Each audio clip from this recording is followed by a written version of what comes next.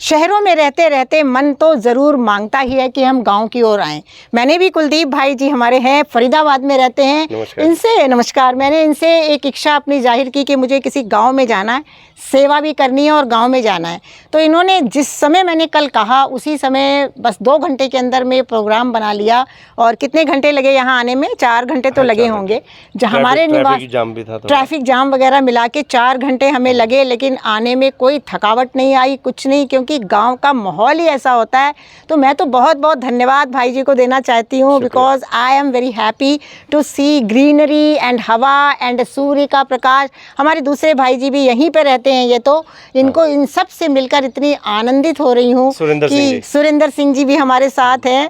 और क्या कहने हैं, हम तो बाहर से आए हैं, लेकिन हम यही चाहेंगे कि जिनके भी गांव हैं, घर हैं, वो उससे अपने आप को दूर ना करें, अपनी संस्कृति से अपने बच्चों को भी जोड़ें। और जब छुट्टी मिलती है तो बड़े बड़े रिसोर्ट में जाने से भी ज़्यादा मज़ा इस रिसोर्ट में आकर आप पाएँ, जहाँ पर आपको मुफ्त में सुंदर हवा, हरियाली जो आँखों को देखने में शक्ति को बढ़ाती है ना। बाकी जो चीज़ें हैं वो शक्ति खींचती है। आप देखिए यहाँ फव्वारा भी चलने लग गया, किस तरह खेतों में पानी डालने का प्रबंध है, और हरियाली ही हरियाली, दूर तक की सीन आप देखते जाएं, कितना सुंदर। बस हम अपने भाई को थैंक्स देना चाहते हैं कि ये मुझे ऐसे गांव में, और मैं गांव-गांव में ऐसे विज़िट करना चाहती हूं, क्योंकि वहां पर सब कुछ है, लेकिन स्वास्थ्य का ज्ञान फिर भी नहीं है।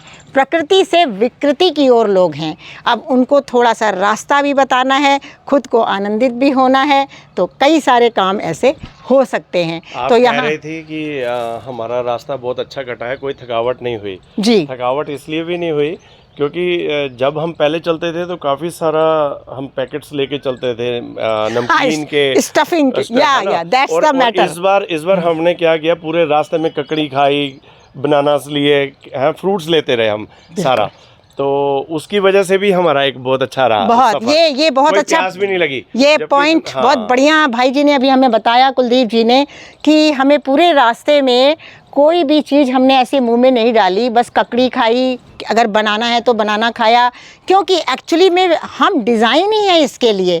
डिज़ाइन के बियॉन्ड जाने पर हेडेक है, वॉमिटिंग है, थकावट है, वो उसका बाया प्रोडक्ट है।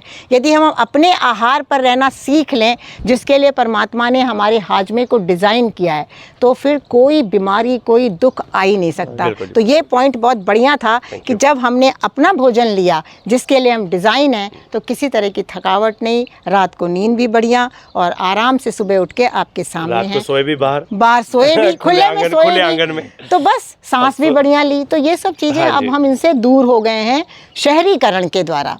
अब फिर से हमको वापस आना है इस ग्रामीण, और इन चीज़ों को हमें प्रोत्साहन देना है, इस लाइफ को, तभी आप सुखी हो सकते हैं, नहीं तो सभी दुखों का पूरा ही पूरा साम्राज्य है ना।